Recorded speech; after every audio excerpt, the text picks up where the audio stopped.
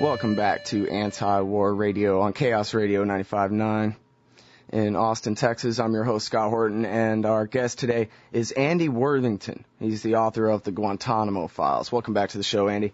Oh, hi, Scott. Yeah, thanks for having me on again.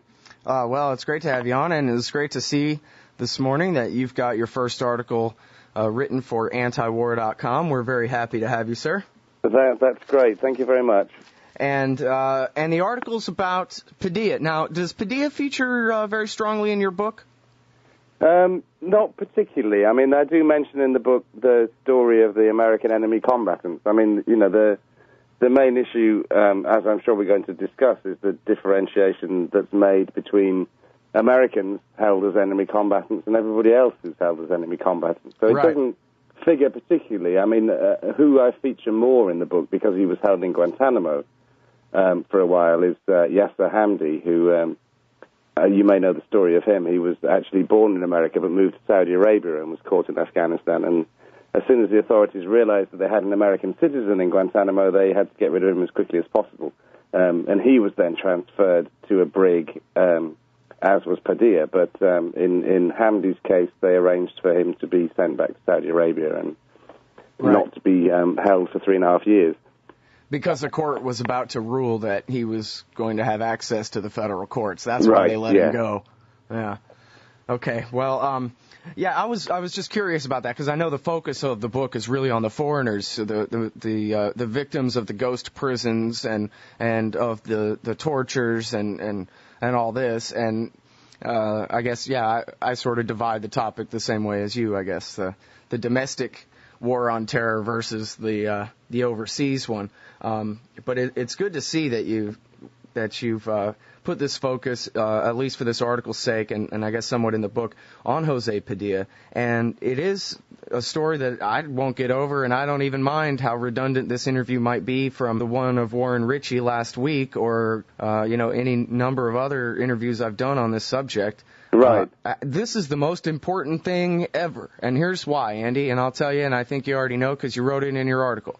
This kid was born in Chicago. He is an American. He was raised in Brooklyn, in New York State. He was arrested, unarmed, by domestic civilian police in Chicago, on American soil, and was held originally as a material witness. This is a guy who, I don't care what any judge or any general or any president says, this is a man who from day one, it was clear, deserved access to the American court system and was denied it. Yeah. I mean, that is the key here. If they can do this to a guy named Padilla, then they can do this to Smith or Jones or Davis or anybody else. Well, absolutely. And which I think is the point at which some American people who may think that all these kind of things are out there and they're just happening to foreign people who may deserve it. I would take exception to that. I mean, as I mentioned in my article, as somebody British, I'm not immune to the president snatching me if he feels like it. So I think the secondary issue is that, if you extend this outrage to foreigners, then they shouldn't be treated like that as well. But you're dead right. I mean, the issue that should be confronting Americans first and foremost about this is this could have happened, this could happen to us. And the story, as we haven't really discussed yet, is that he was then transferred to a military brig where he was kept for 3.5 years under circumstances that look very much to me as though they would be defined as torture. So, yeah.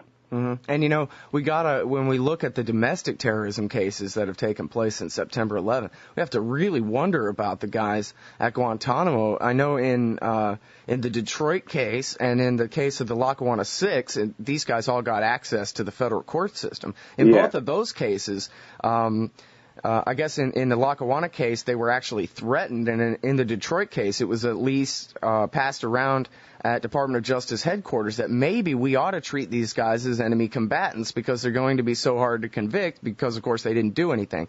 And, right. And, that makes me wonder, they turn over people to the military when they don't have enough evidence on them. What does that imply about the evidence that they do have against the people at Guantanamo Bay? I mean, as we discussed last time, I think in one of these cases you said they tried him 3 different times until they finally got the verdict they were looking for. Right, exactly, yeah. I mean, which they did in several cases. And, that in a nutshell, I mean, it's just one of the many examples that we could take, but it's really it doesn't really fill you with great confidence that any kind of quasi-legal system that they set up where they go, no, it's the wrong result, try again. Oh, no, it's still the wrong result, try again. Right. You know, it doesn't work like that. That's not how you do it. So, yeah. Well, and I think in America and probably in Britain, too, we all just love ourselves so much that we think it's just fine. You know, our government, at least here in America, George Bush might as well be Superman or Jesus with the crown of thorns on his head or something. To most people, he just can't do wrong. So if it's taking place and he's doing it, and geez, he was democratically elected, so that just kind of means everything that flows from there is right. Even though, when we just stop and think about it for just a minute, one of the things that Americans and English people have to be most proud of is the fact that we don't trust our government, and that we have grand juries, and we have all these appeal processes and Magna Cartas and habeas corpuses and all these wonderful things because we don't believe that the government is just right because they're doing what they're doing. That, you know, that's the whole point of having a jury trial in the first place, is that the prosecution might not be right here.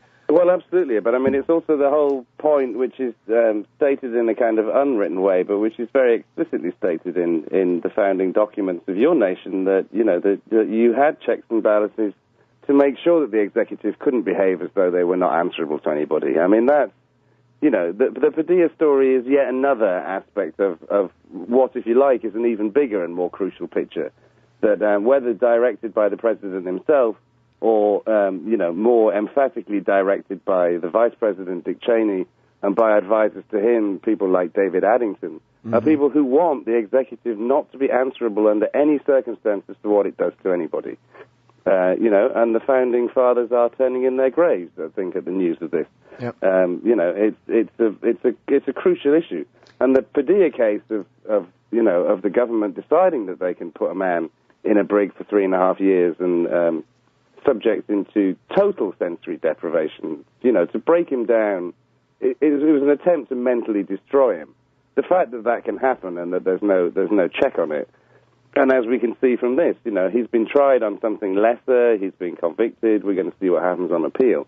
But the fact that you can write off the whole of that thing that happened is, you know, that should be troubling. That should be very troubling to all American people. Absolutely. And you point out in your article that at the trial there in Miami, basically this whole 3 years that he spent in the brig in South Carolina didn't exist as far as this trial was concerned. It had absolutely nothing to do with anything. Yeah, I mean, the way that it appears to me legally, really, is that, you know, kind of, he just disappeared for a few years and nobody's allowed to talk about it.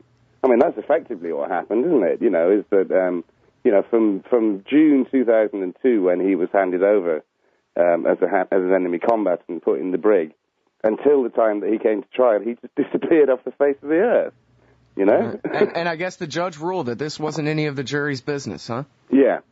Well, it would be prejudicial, I guess, one way or another. If it was me on the jury, it would mean that, oh, this guy's walking. I don't care if he helped hijack the planes on September 11th. They tortured him. I'm letting him go. And I guess it would be prejudicial in the other sense, too, that, wow, well, if they turn him over to the military, he must be a really dangerous guy. So I can see why, you know, perhaps on both sides they would have reason to not want to include that at the trial. But again, I guess you're still right that overall, what a strange situation. It's kind of Twilight Zone-ish situation. Here's this guy's been disappeared all this time, and it just doesn't come up at the trial in any sense. Yeah, well, it's still part of this process of, you know, of the government sidestepping by whatever means it takes any kind of showdown in a court on the U.S. mainland that's going to deal with the issue of, you know, how do you deal with the issue of using evidence that you have to admit was obtained in ways that is illegal under U.S. and international law. And it's still skirting around it. They still haven't had to confront it. But that's what hides behind this conviction of Padilla, is at some point this is going to have to be talked about. And I mean, you know, I think we spoke the last time because I'd written an article where I'd raised questions about some of the intelligence that had been produced as a result of, you know, the high-value prisoners, so people like Khalid Sheikh Mohammed and Abu Zubaydah. Mm-hmm. Now, I can't honestly say one way or another what truth there is in Padilla's story, the one that we didn't hear, the one that was, you know, the dirty bomb plot. there's certainly, it looks like there's a certain amount of evidence, but this didn't come out in the case as to whether there is. But the other man who was caught up in this, the British resident, Binyam Mohammed, who's held in Guantanamo, his lawyers are really, really convinced that this was something where he was fingered as an accomplice on this, but this is based on nothing at all. Unlike Padilla, who had been wandering around trying to meet people, Binyam Mohammed, the story seems to be that no, he wasn't. He was in the wrong place at the wrong time. And when the photos started going around in the prisons, do you know this guy? Have you seen this guy here? He gets caught up in the whole thing. And when he wouldn't admit anything, they took him to Morocco and tortured him. So this whole story is yet to come up that ties all these people together. And where is the real evidence, and where is the stuff that's obtained through torture, and how much of it is actually truthful, and how much of it is completely unreliable? Which is the point that you shouldn't be allowing evidence obtained through torture, is because it's unreliable. However much you might viscerally think, let's just beat this guy and get the truth out of him, it doesn't work. So I think this whole murky story that's lying behind all this is quite who did what, is just vanished in a puff of smoke, and it all has to be addressed one of these days. Well, and there's a lot of reason to be concerned about anything that this guy Abu Zubaydah has said. If I remember right, it was Ron Susskind in the 1% Doctrine quotes George Bush after George Tenet, the former director of Central Intelligence, explained to George Bush that this guy Zubaydah's a nobody, and he was in charge of arranging flights for the women and kids to come to Afghanistan to visit and so forth, but that he wasn't really, a actual high-level Al-Qaeda guy or something. And Bush responded, hey, you're not going to make me lose face on this, are you? Yeah, exactly. As though Bush has any face to lose. Give me a break. But he's announced over and over what a success it is that they captured Abu Zubaydah and how much great intelligence they got out of the guy. And then, he basically deliberately instructed George Tenet, you're not to tell the people anything other than that, because you're going to make me look like a liar, because I am. Yeah, and also, you've got to keep going at this guy, because, it was basically also Bush saying, I don't believe you. He has got information. Apply some innovative new techniques and see what we're going to get. And, right. With Zubaydah and with Khalid Sheikh Mohammed, the amount of information that's come out, how much of it is reliable? Well, clearly not very much, I don't think. But unraveling the story of where all these, confessions have actually led and how many people they've led to who actually are involved in anything is a huge story that still remains to be unraveled, and that's what concerns me, is that it's still not happening. The administration is still managing to avoid having to answer these really very difficult questions.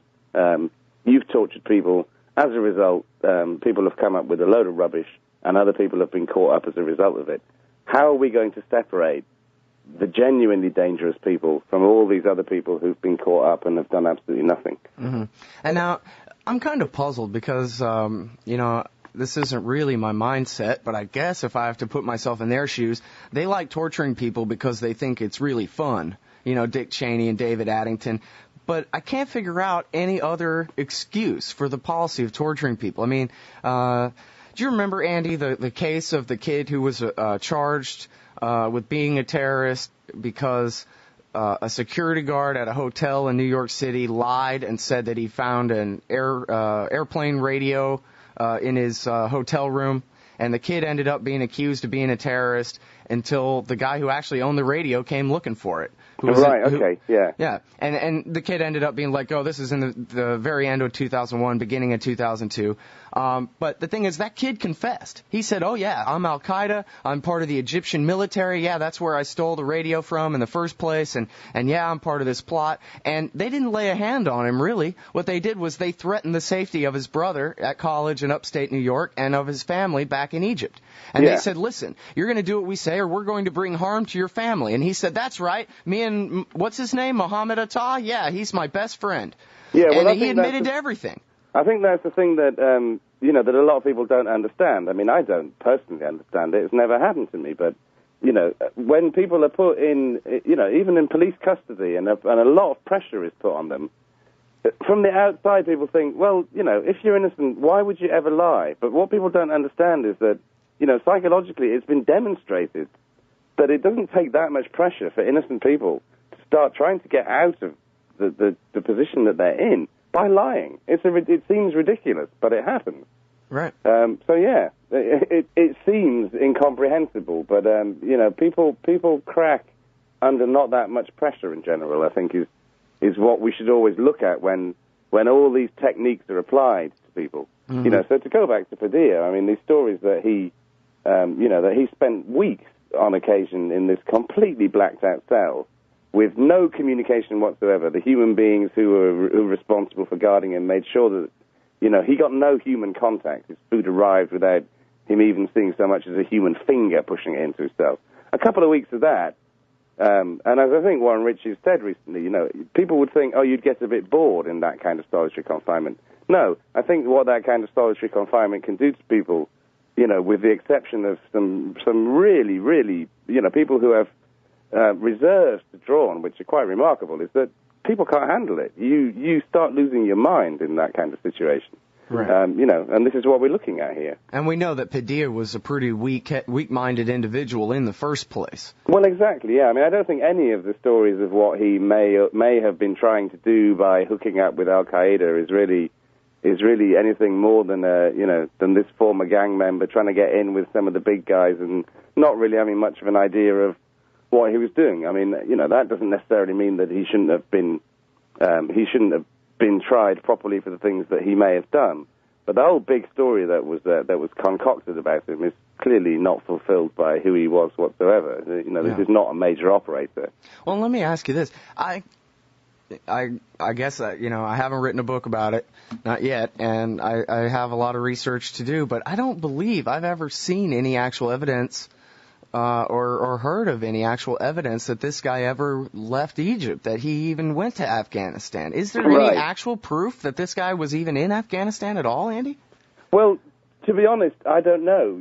I mean, the problem with all the evidence that never ends up properly in front of a courtroom is that, it's never really dissected properly to find out what the truth is. Right. And I mean, that's why, there's a paragraph in the article that you're talking about in Anti-War Today where it came to me that there are actually all these allegations that are being made against other people by all these people, none of whom is kept in what we would recognize as proper legally safeguarded custody, are all making these allegations about these plots. And actually, if you start to dissect all that, where's the truth at the bottom of it? It may be there, but it could equally be that the whole thing's made up. I mean, Yep. That's ridiculous. How can you have this as a basis for any kind of justice?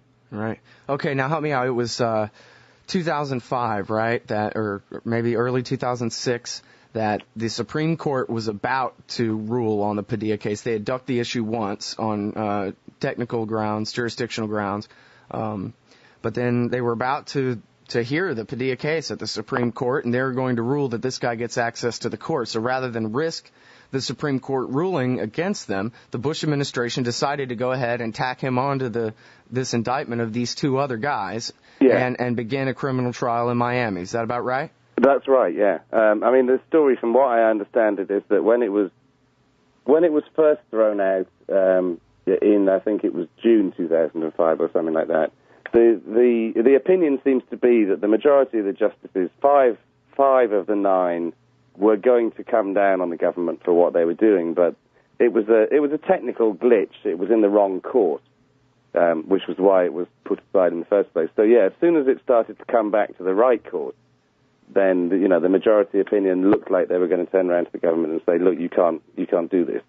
So yeah, they dropped it and they tagged him on rather feebly onto another case. And and from the trial, that seems to be clear that that's what happened. But yeah, he knew these guys. I mean, I wouldn't presume to know particularly about their guilt, but they'd been monitored for years, and there are all these thousands of transcripts of them allegedly talking in code about what they were up to. Mm-hmm. And that Padilla himself is only heard on 7 messages out of all of them, and wasn't speaking in code on any of them.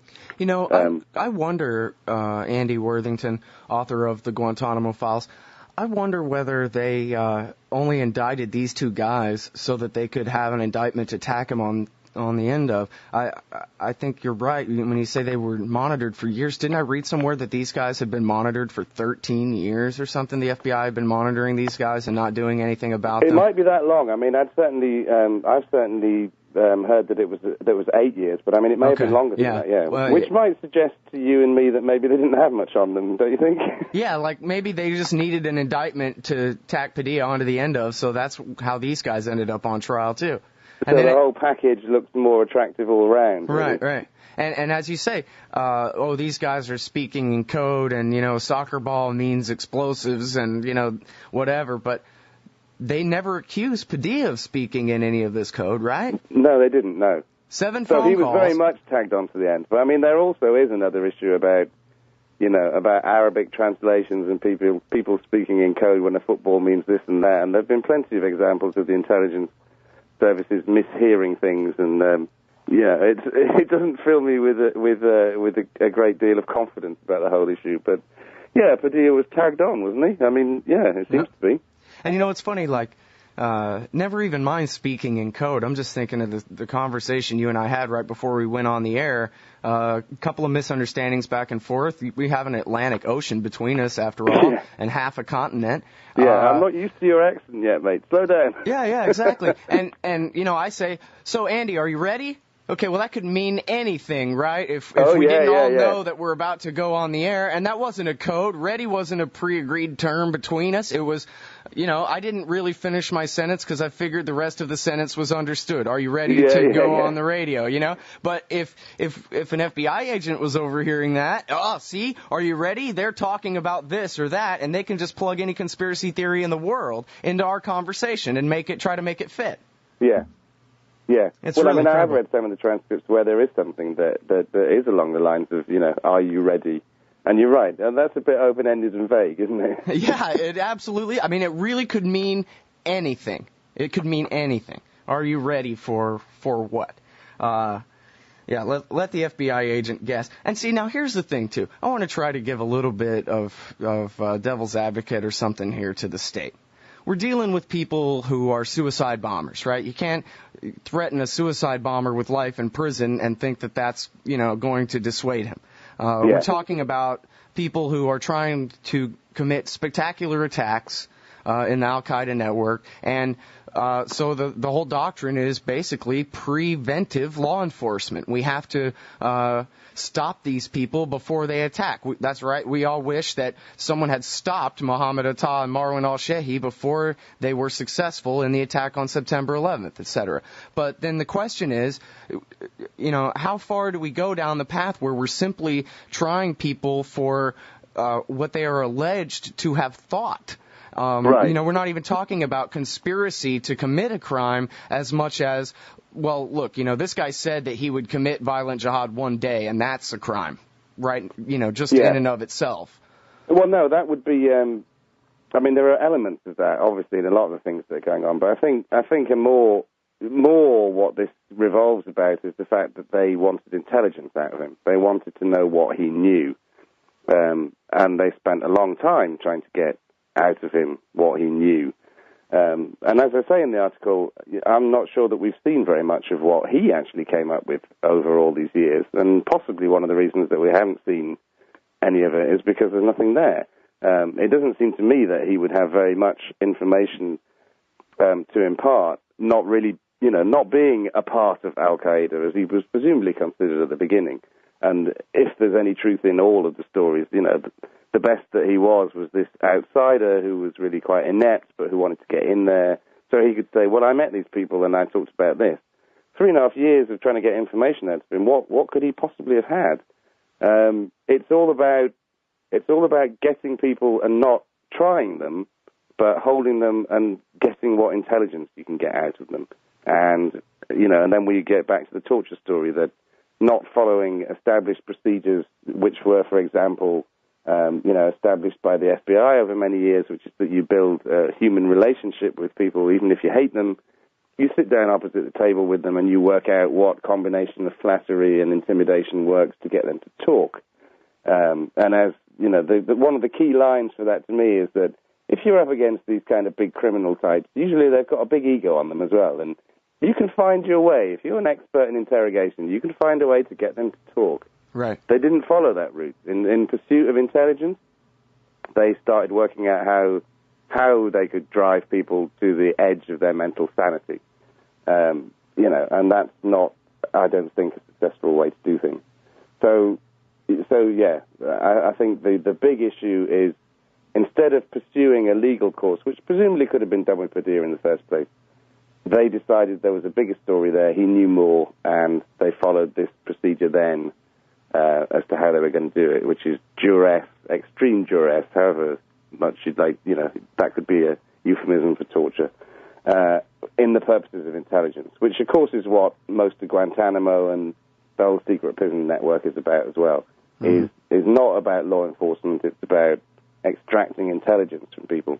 And it was something that started without really an end point, which is why so many people are being released from Guantanamo, because in some ways they've exhausted their intelligence value because a lot of them didn't have any. Yeah. But there was no ending put in place. What do you do with these people? You're just going to hold them forever and keep pumping them for intelligence? They haven't got any.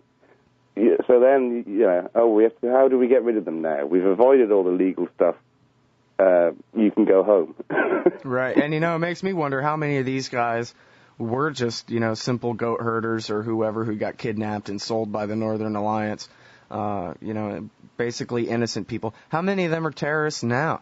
I mean, a pretty simple perusal of the history will show you that Ayman al-Zawahiri and Abu Musab al-Zarqawi both became the terrorists they became because they were tortured by the governments of Egypt and Jordan. Well, yeah. I mean, it's definitely a good point. And I mean, what I would say to that one is that, from the evidence from a lot of the people who've been released, I'm amazed at people who were wrongfully imprisoned and treated in the way that they have been for so long. But a lot of them, have the kind of profound religious belief that doesn't encourage them to want to, join Al-Qaeda. It's actually the kind of profound religious belief that encourages them to believe that, that their God knows best what's happening and that it is not their position to get wound up about this. And the people who remarkably, are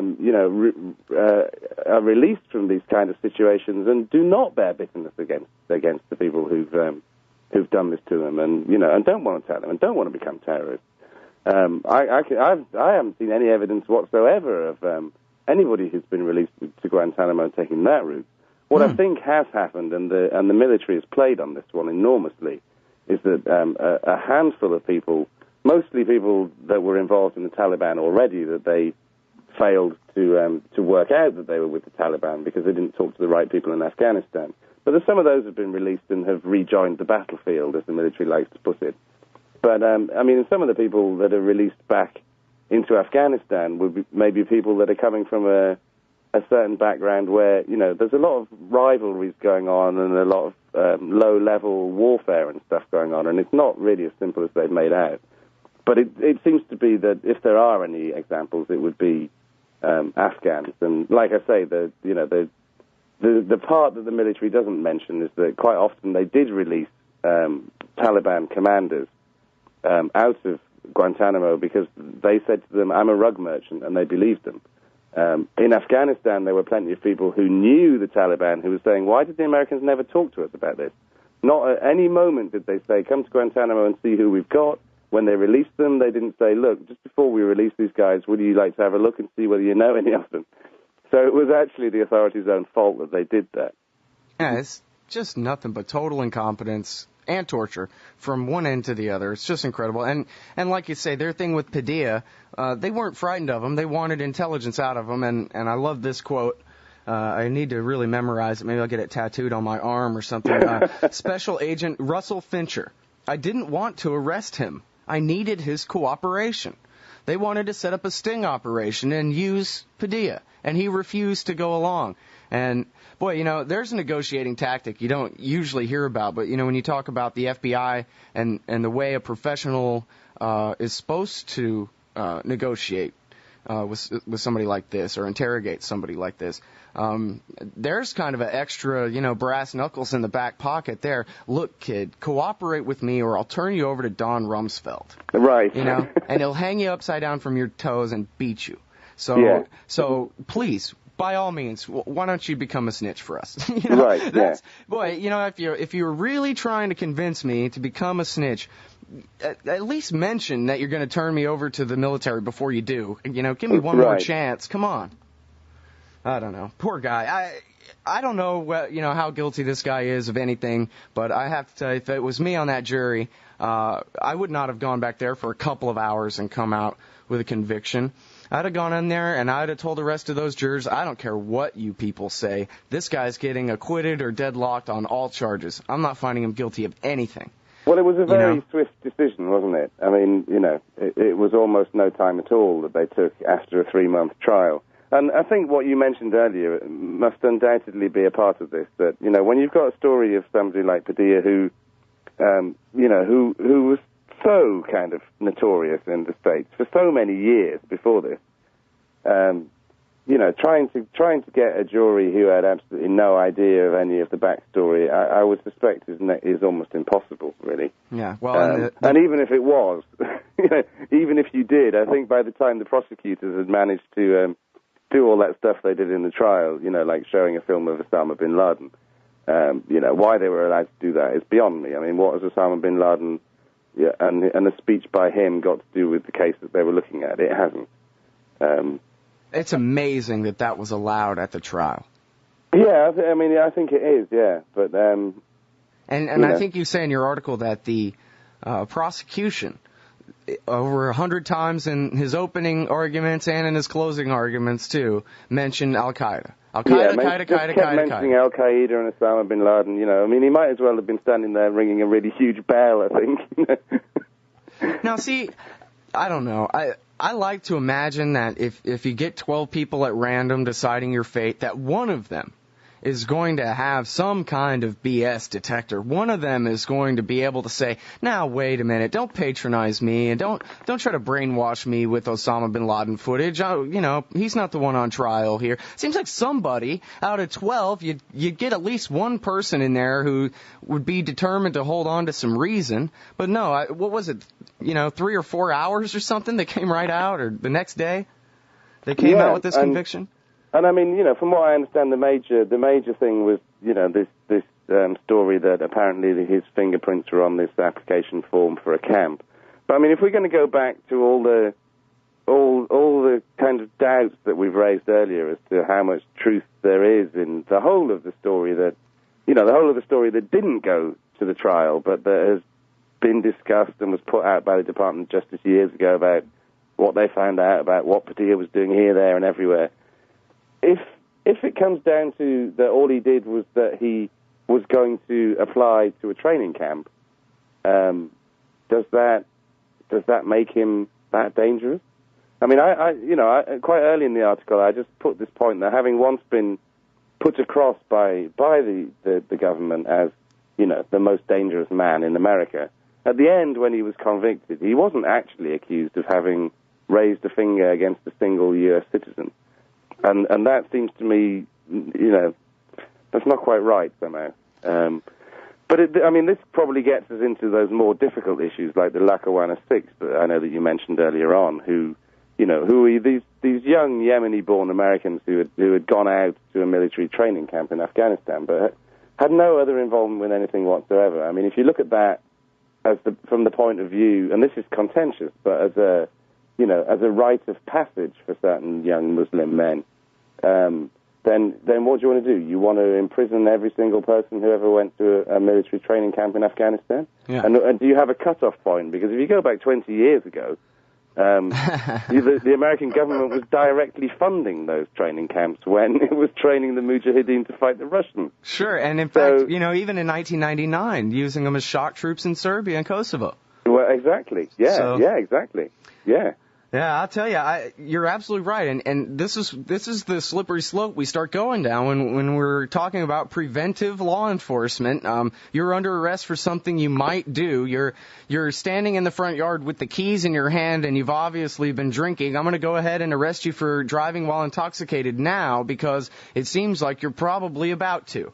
And that's the level. And now, see, here's the other thing about this, too, and never even mind, enemy combatant status in military tribunals. In federal court now, this is the standard of evidence that can get a man convicted. This guy one time went to a place where other people hate America or something, and then that's a crime. And I find it very shocking as well. And, really shocking. And, I think it's something that, you ought to keep going on about, Scott, actually, is the... are you aware, people, that that we are getting to a position where we are convicting people on thought crimes? Right. Frankly, for anybody who listens to this show and know how much I hate the government, I guess it wouldn't be hard if someone who's a regular member of this audience uses their imagination, why they might be able to come up with a scenario where I would do something violent. And so now what? You're going to put me on trial? I hate this state. There, fine, quote me on that. But now apparently that's enough, I guess, if they want to say that I have some sort of intent to someday do something violent to someone. Yeah. Which, this is far beyond, a conspiracy charge, which is usually, too vague for my standard anyway. Well, but this is just... and I think probably one of the reasons that it doesn't bother most people is that they think that it's only, people that they're not, that it's happening to. So, clearly, if you're not a Muslim, then you have plenty of reason to think that, nobody's coming after you because so much energy is being directed about, hey, look at that Muslim guy there, he might be a terrorist. They're not looking at you and thinking you might be a terrorist. Right. But I'm sure there are other minority groups in the United States who are getting tackled in exactly the same way that you don't hear so much about. I know that in this country, for example, the anti-terrorism laws in this country have also been used against animal rights protesters. They've also been used, this is the one that particularly stickens me, they've been used against protesters who have been protesting at arms fairs in London. They have a big arms fair every 2 years in London, which is where all the major arms manufacturers and the governments get together to chuck their billions around, on buying weapons of mass destruction. And protesters there were intimidated and arrested using anti-terrorist laws. Mm-hmm. Now, wait a minute, this isn't right, but if you enable your government to be in this position where they can, as you say, start basically, arresting people for what they might do, then the issue is, are you going to sit back and think it's not going to happen to me? Or are you going to take the rather bigger issue is that when you start empowering governments to do that, who is to decide that next year they don't just go, actually, we don't like these guys as well, so why don't we include those? Right. And suddenly that could have been you sitting on the sidelines, and the next year it's you, and they're coming and saying, yeah, you're about to do this, and we're going to have you. Yeah. And, here's the thing that really gets me about this, too, beyond the injustice that's being perpetrated upon these individuals. It's what's happened to our culture, where we're willing to just disregard lessons that we all learned as children. We all know that it's better, what's the old saying, right? Blackstone or something, right? To let 1,000 guilty men go free rather than put one innocent man in prison. Or if they can do this to this guy, then that means they can do it to you, and it's the principle of the thing.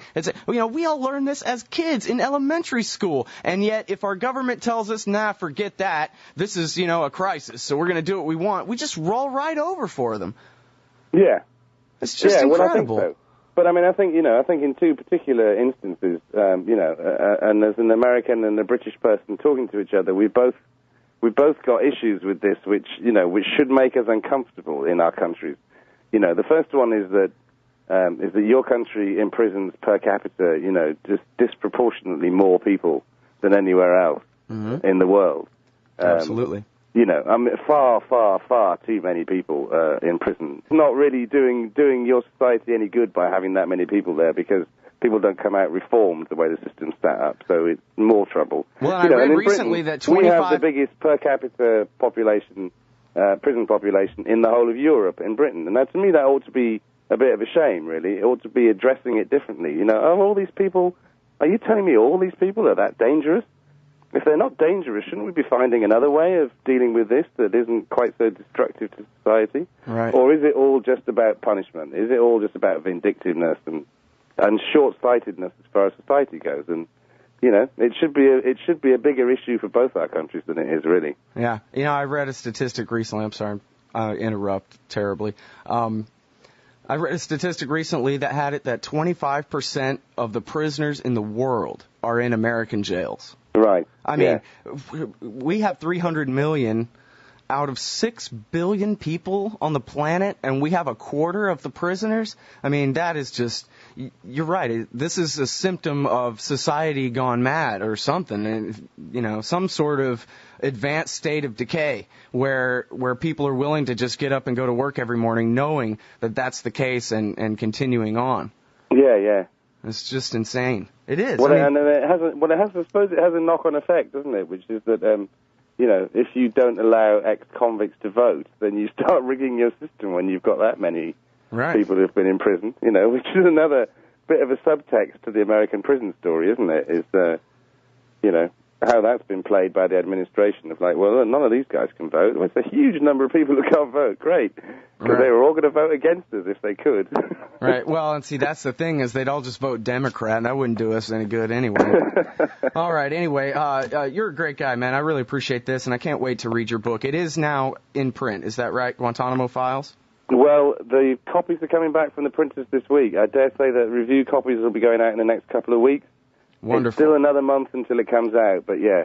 Okay. We are getting closer, Scott, so we'll have to talk again in a month, yeah? Yeah, oh, absolutely. I can't wait to get my hands on this thing. It's the Guantanamo Files by Andy Worthington, and you can look up his blog, andyworthington.co.uk, and he's got a great one today on antiwar.com. Jose Padilla, more sinned against than sinning.